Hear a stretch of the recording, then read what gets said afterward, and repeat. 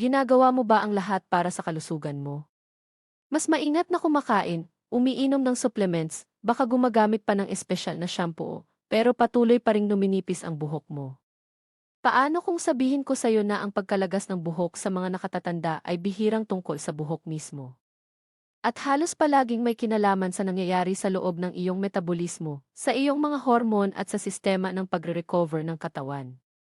Tuwing gabi, heto ang totoong nangyayari sa loob ng iyong katawan. Habang tayo'y tumatanda, unti-unting pumapasok ang katawan sa tinatawag na conservation mode. Hindi na kasing husay ang daloy ng dugo. Dahan-dahang lumalabas ang insulin resistance.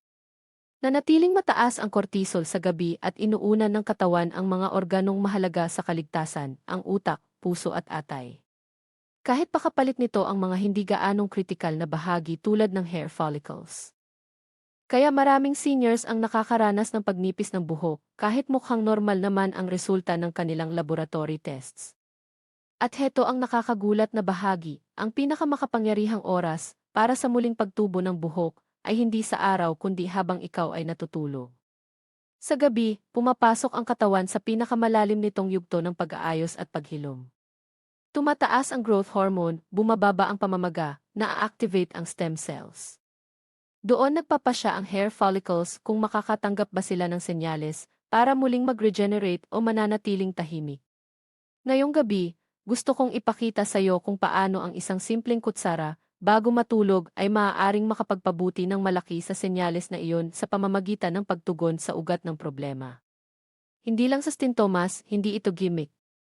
Nakabatay ito sa nutritional biochemistry, anti-inflammatory signaling at hormonal restoration. Ito rin ang parehong mga landas na ginagamit natin para protektahan ang utak, palakasin ang immune system at pabagalin ang biological aging. Ipapaliwanag ko ito sa isang simpleng halimbawa. Isipin mo ang hair follicles mo na parang maliliit na hardin. Hindi mo mapipilit tumubo ang mga halaman sa pamamagitan ng pagsigaw sa kanila. Kailangan nila ng matabang lupa, sapat na tubig at tahimik at maayos na kapaligiran sa magdamag. Kung ang lupa ay puno ng pamamaga, kung mahina ang daloy ng dugo, kung mataas ang stress hormones, hihinto ang paglago. Karamihan sa mga produkto sa buhok ay nakatuon lang sa mga dahon. Ngayong gabi, aayusin natin ang lupa.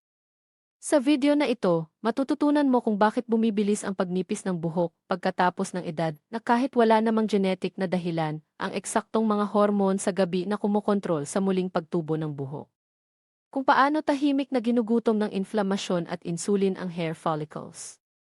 Kung bakit ang isang partikular na nutrient bago matulog ay nakatutulong sa pagpapabuti ng sirkulasyon sa anit at kung paano ang simpleng habit na ito ay sumusuporta rin sa mas mahimbing na tulog, mas malinaw na pag-iisip at mas mahabang buhay.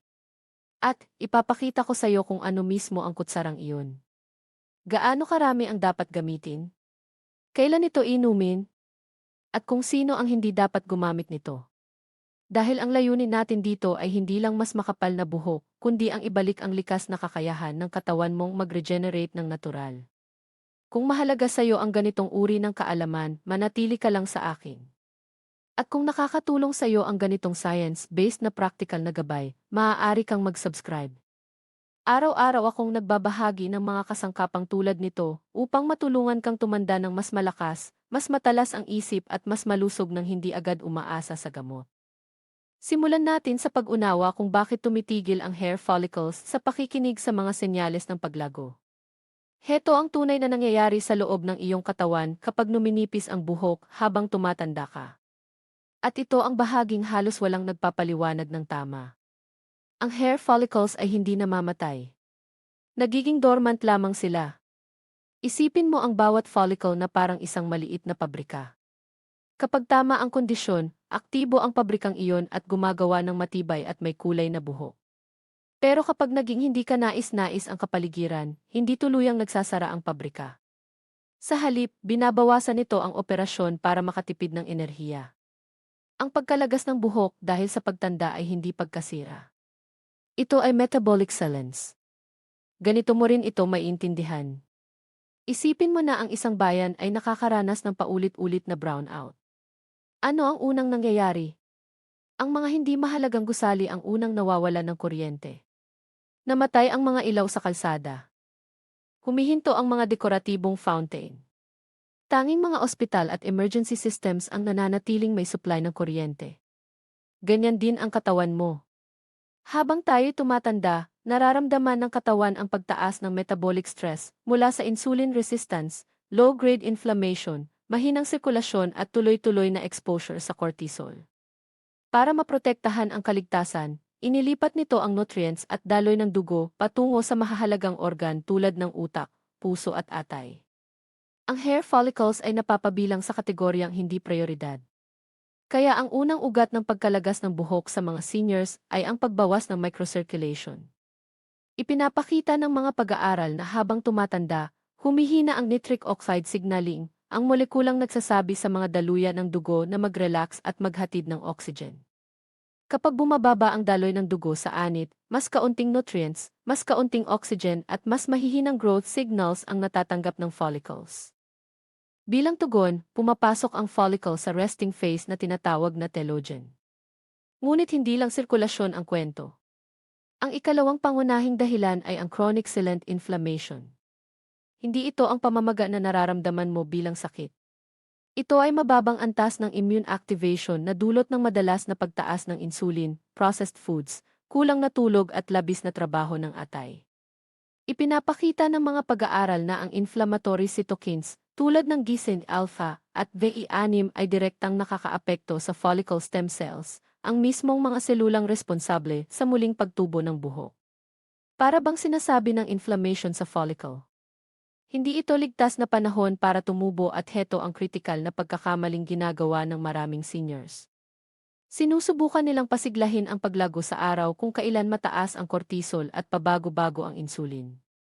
Pero ang hair regeneration ay hindi nangyayari sa liwanag ng araw. Ito ay isang panggabing proseso. Sa gabi, tumataas ang growth hormone. Ina-activate ng melatonin ang follicle stem cells. Dapat bumababa ang inflammation. Dapat nagre-relax ang mga daluyan ng dugo. Ito ang oras kung kailan nagpapasya ang follicles, kung babalik sila sa growth phase and again o mananatiling tulog. Kung nananatiling mataas ang cortisol sa gabi. Kung tumataas ang blood sugar bago matulog. Kung hindi bumababa ang inflammation, hindi kailanman natatanggap ng follicle ang senyales na ligtas na para tumubo. Kaya madalas pumapalya ang mga shampoo. Kaya nakakadismaya ang mga langis. Kaya bihirang magtagal ang epekto ng mamahaling treatments. Sumisigaw sila sa follicle imbes na baguhin ang kapaligirang ginagalawan nito. At dito pumapasok ang solusyon natin ngayong gabi. Ay isang partikular na nutrient na iniinom sa isang tiyak na paraan bago matulog na sabay-sabay na nagpapababa ng nighttime inflammation, nagpapahusay ng microcirculation sa anit, sumusuporta sa melatonin at growth hormone at ibinabalik ang metabolic signal na kailangan ng follicles para magising.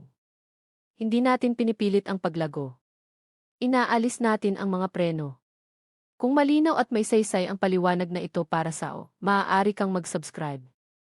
Araw-araw akong nagbabahagi ng mga estratehiyang nakabatay sa siyensya para matulungan kang maibalik ang kalusugan mo ng natural mula sa loob palabas. Ngayon, kailangan nating pag-usapan ang blood sugar at insulin sa gabi dahil kahit isang maliit na pagkakamali rito ay maaaring tuluyang humarang sa muling pagtubo ng buhok habang natutulog ka. At kapag naunawaan mo ito, hindi mo natitingnan ang bedtime snacks parehong paraan. Pag-usapan natin ang isang pagkakamaling tahimik na pumipigil sa hair regrowth gabi-gabi. Kahit pa sa mga taong kumakain naman ng maayos. At ang pagkakamaling iyon ay ang mataas na insulin bago matulog. Heto ang totoong nangyayari sa loob ng katawan mo. Ang insulin ay hindi lang hormone para sa blood sugar. Isa rin itong storage signal. Kapag mataas ang insulin, lumilipat ang katawan sa magimbak at magprotekta na mode. Hindi sa mag-ayos at mag-regenerate na mode. Ang muling pagtubo ng buhok ay nangangailangan ng kabaligtarang kalagayan. Ipapaliwanag ko ito sa isang simpleng halimbawa. Isipin mong may kailangang ayusin sa bahay mo sa magdamag. Makakapasok lang ang mga manggagawa kapag tahimik ang bahay, mahina ang ilaw at walang naglilipat-lipat ng mga kasangkapan. Ngayon, isipin mong may taong paulit-ulit na binubuksan ng ilaw kada oras at kinakaladkad ang mga muebles sa loob ng silid. Ganyan ang epekto ng nighttime insulin spike sa katawan mo. Kapag kumain ka ng asukal, tinapay, cereal, prutas o kahit healthy na merienda sa huling bahagi ng gabi, tumataas ang insulin. Ang pagtaas na iyon ay humaharang sa growth hormone, pinipigil ang melatonin at pinananatiling mataas ang cortisol ng mas matagal sa gabi. At heto ang mahalagang punto na hindi alam ng karamihan. Ang growth hormone ay isa sa pangunahing nagtutulak ng pag-aayos ng hair follicles. Ipinapakita ng mga pag-aaral na pinasisigla ng growth hormone ang follicle stem cells. Pinapahusay ang collagen production sa paligid ng follicle at pinapabuti ang daloy ng dugo sa anit. Ngunit tumataas lamang ng makabuluhan ang growth hormone kapag mababa ang insulin. Ang mababang insulin ang berdeng ilaw para sa regeneration. Ito ang dahilan kung bakit maraming seniors ang nakakapansin ng pagnipis ng buhok kahit kontrolado naman ang kanilang calories. Hindi lang ito tungkol sa dami ng kinakain, kundi kung gaano katagal nananatiling mataas ang insulin. At dito nagiging kritikal ang usapan. Maraming tao ang nagsasabi, kailangan ko ng merienda bago matulog para hindi ako magising na gutom. Pero mas mahalaga ang uri ng merienda kaysa sa dami ng calories. Ang carbohydrate-based na merienda, kahit maliit lang ay nagpapataas ng insulin at ang insulin na iyon ay nagsasabi sa katawan. Huwag mag-ayos. Huwag mag-regenerate, mag-imbak ng enerhiya. Malinaw na malinaw ang mensaheng iyon sa hair follicles. Ipinapakita ng pananaliksik tungkol sa metabolic aging na tumataas ang nighttime insulin resistance habang tayo'y tumatanda. Ibig sabihin, kahit ang mga pagkain na hindi nagdulot ng insulin spike noong 40 ka pa, maaari nang magdulot nito kapag 60 o pit ka na. Mas bumabagal ang katawan sa pag-clear ng glucose at ang follicles ang nagbabayad ng presyo. Pero heto ang magandang balita. May paraan para pakalmahin ang insulin nang hindi natutulog na gutom at kasabay nito ma-activate ang mga senyales para sa hair regrowth. Dito pumapasok ang healthy fats. Hindi tulad ng carbohydrates. Ang ilang uri ng taba ay hindi nagpapataas ng insulin. Sa katunayan, kabaligtaran pa nga ang epekto nila.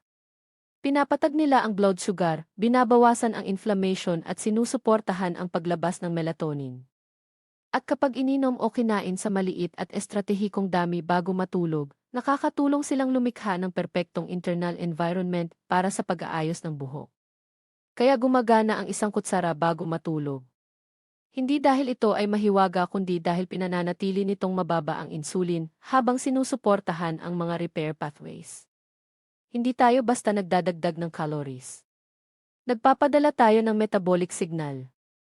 Mababang insulin, mababang inflammation, mataas na growth hormone, mas maayos na sirkulasyon. Iyan ang kombinasyong kailangan ng hair follicles para magising. At kung nakakatulong ito sa osa ngayon, maaari kang mag-subscribe. Araw-araw akong nagpo-post ng ganitong uri ng content para tulungan kang mas maunawaan ang katawan mo at maibalik ang kalusugan ng natural nang hindi umaasa sa gamot o sa matitinding hakbang. Ngayon naman, kailangan nating tingnan ang nighttime hormone trio. Ang growth hormone, melatonin at cortisol. At kung paano ang isang partikular na taba bago matulog ay nakakatulong na ialin ang tatlong ito paborayo. Dahil ang muling pagtubo ng buhok ay hindi basta nangyayari ng walang dahilan. Nangyayari ito kapag ang hormonal orchestra ay tumutugtog ng magkakasabay at maayos. Pagdugtong-dugtungin natin ang lahat dahil ang hair regrowth ay hindi kontrolado ng iisang hormone lamang. Ito ay kontrolado ng isang panggabing pag-uusap ng mga hormone. At sa maraming seniors, ang pag-uusap na ito ay nasisira o nagiging hindi balanse. Ang tatlong pangunahing kalahok ay ang growth hormone, melatonin at cortisol. Kapag ang tatlong ito ay nakaaliin, tumatanggap ang hair follicles ng malakas na senyales para mag-regenerate. Kapag hindi sila sabay-sabay o wala sa tamang timing, mananatiling tulog ang follicles. Kahit ano pa ang ipahid mo sa anit mo, heto ang totoong nangyayari sa loob ng katawan mo. Ang growth hormone ang pangunahing repair hormone mo. Pinasisigla nito ang tissue regeneration, collagen formation at ang activation ng stem cells sa loob ng hair follicles. Ngunit ang growth hormone ay nailalabas lamang sa makabuluhang dami habang nasa malalim kang tulog at kapag mababa ang insulin. Ang melatonin ay hindi lang hormone para sa pagtulog. Isa rin itong makapangyarihang antioxidant at anti-inflammatory signal. Ipinapakita ng mga pag-aaral na may melatonin receptors mismo sa hair follicles. Kapag tumataas ang melatonin sa gabi, pinoprotektahan nito ang follicle stem cells laban sa oxidative stress at sinasabi sa kanila na ligtas ang kapaligiran para tumubo. Ang cortisol naman ang pinaka-wild card sa tatlo. Dapat mataas ito sa umaga at mababa sa gabi. Ngunit sa maraming seniors, nananatiling mataas ang cortisol hanggang gabi dahil sa stress, inflammation, pabago-bagong blood sugar at hindi maayos na circadian signaling. Ang mataas na nighttime cortisol ay isa sa pinakamalalakas na humaharang sa paglago ng buhok na alam natin. Ipapaliwanag ko ito sa isang simpleng halimbawa. Isipin mo ang growth hormone at melatonin bilang construction crew at ang cortisol bilang emergency alarm system. Habang patuloy na tumutunog ang alarm, hindi makakapagtrabaho ang crew kahit gaano pa sila kagaling. Yan ang dahilan kung bakit maraming tao ang nagsasabi. 8 oras naman akong natutulog pero parang walang nagbabago dahil ang dami ng tulog ay hindi katumbas ng kalidad ng tulog at tamang pagkakaali ng mga hormone. Ngayon, heto ang mahalagang punto. Ay isang natural na compound na direktang nakakaimpluwensya sa tatlong hormone na ito sa gabi nang hindi nagpapataas ng insulin. Ang compound na iyon ay extra virgin olive oil. Bago mo ito baliwalain, pakinggan mo muna ang siyensya sa likod nito. Ang extra virgin olive oil ay mayaman sa oleic acid at polyphenols. Ipinapakita ng mga pag-aaral na ang mga compound na ito ay nakakatulong magpababa ng nighttime inflammation, magpababa ng cortisol at magpahusay ng melatonin signaling. Sa katunayan, ang mga pag-aaral tungkol sa Mediterranean diet ay paulit-ulit na nagpapakita ng mas magandang kalidad ng tulog, mas mababang inflammatory markers at mas malusog na buhok at balat sa mga taong mas mataas ang konsumo ng olive oil. Pero mahalaga ang tamang oras. Kapag ininom o kinain ito ng mas maaga sa araw, sinusuportahan nito ang kalusugan ng puso at mga daluyan ng dugo. Ngunit kapag ininom sa maliit na dami bago matulog, iba ang senyal na ipinapadala nito. Para nitong sinasabi sa atay, ligtas tayo, stable ang blood sugar. Sinasabi nito sa utak na bawasan ang stress signaling at sinasabi nito sa katawan na pumasok na sa repair mode. Napakahalaga nito lalo na sa mga seniors dahil ang atay ay may central na papel sa metabolism ng mga hormone. Kapag stressed ang atay, nananatiling mataas ang cortisol at naapektuhan ang produksyon ng melatonin. Sinusuportahan ng olive oil ang detox pathways ng atay at pinapahusay ang insulin sensitivity na lumilikha ng panloob na kalmadong kapaligiran na kailangan para sa regeneration. Kaya gumagana ang isang kutsara bago matulog. Hindi 3, hindi 5, hindi kung ano-anong dami. Sapat lang para patatagin ang blood sugar, bawasan ang inflammation at hayaan ang growth hormone at melatonin na natural na tumaas. At kung nakakatulong ito sa iyo na mas maunawaan ang katawan mo sa bagong paraan, maaari kang mag-subscribe. Araw-araw akong nagbabahagi ng practical at science-based na mga estratehiya para tulungan kang maibalik ang kalusugan, enerhiya at mahabang buhay ng natural. Ngayon, lalim pa tayo dahil ang muling pagtubo ng buhok ay nakadepende rin sa daloy ng dugo, sa anit at nutrisyon ng follicles. At ang parehong kutsarang ito ay may mahalagang papel din doon. Kapag nakita mo ang koneksyong ito, mas magiging malinaw ang buong larawan. Pag-usapan natin ang isang bagay na kadalasang hindi napapansin pagdating sa hair regrowth, ang microcirculation. Dahil kahit perpekto pa ang mga hormone, hindi tutubo ang buhok kung kulang ang daloy ng dugo. Heto ang totoong nangyayari sa loob ng katawan mo. Bawat hair follicle ay napapalibutan ng maliliit na daluyan ng dugo na tinatawag na capillaries. Ang mga capillaries na ito ang naghahatid ng oxygen, amino acids, mga mineral tulad ng zinc at iron, at mga signaling molecules na nagsasabi sa follicle kung gaano kabilis at gaano kalakas itong dapat tumubo. Habang tumatanda tayo, ang mga capillaries na ito ay nagiging mas matigas, mas makitid at mas madaling mamaga. Hindi ito simpleng problema sa anit. Isa itong vascular problem. Ganito mo ito maiintindihan. Isipin mong dinidiligan mo ang hard gamit ang hose na bahagyang barado. Kahit lakasan mo pa ang tubig, patak-patak lang ang lalabas. Hindi agad mamamatay ang mga halaman. Pero magiging mas mahina, mas manipis at mas mabagal ang paglago nila. Ganyan mismo ang nangyayari sa hair follicles kapag humihina ang sirkulasyon. Ngayon, heto ang mahalagang physiological insight. Habang tumatanda, bumababa ang nitric oxide.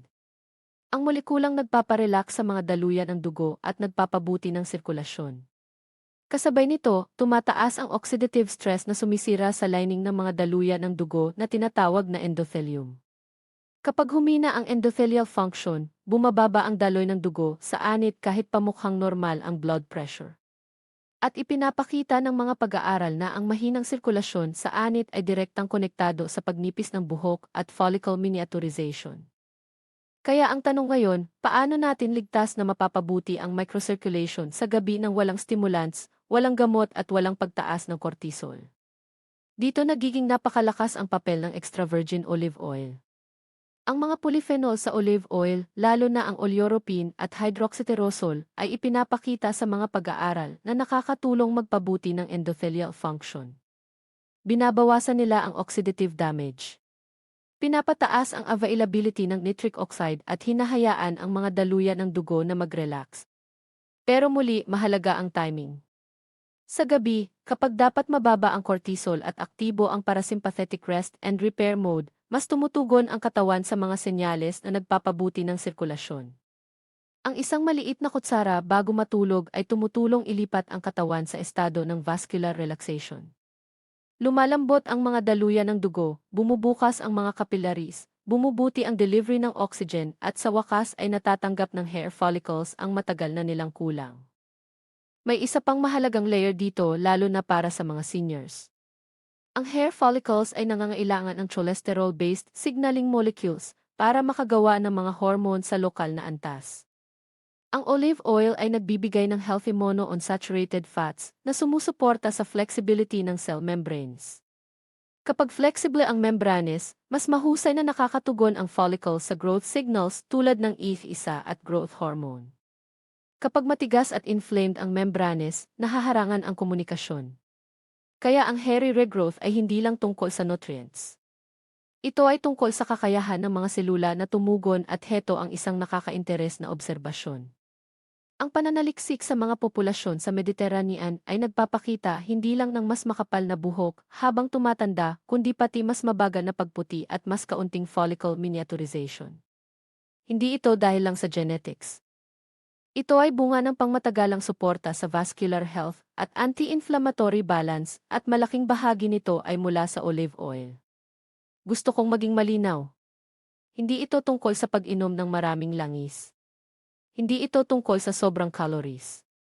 Ito ay tungkol sa isang kontroladong kutsara na ginagamit ng mailayunin bilang signal hindi bilang pagkain. Kapag ginawa ng tama, pinapabuti nito ang sirkulasyon. Sinusuportahan ang hormone signaling at pinapalakas ang pundasyon ng follicles.